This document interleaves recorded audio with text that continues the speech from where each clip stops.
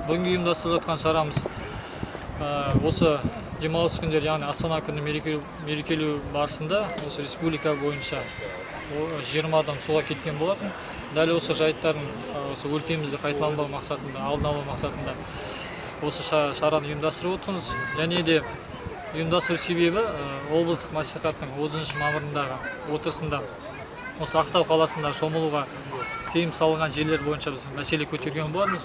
Ол мәселе депутаттар тарапынан оң шешім тапты. Сол шешім бүгінгі таңда дәл осы бүгінгі күні шешім күшіне еніп отыр.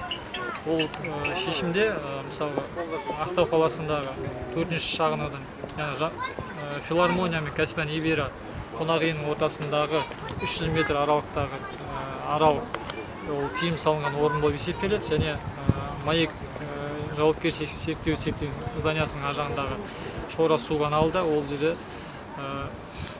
суға түсуге тыйым салынған орын болып есептеледі.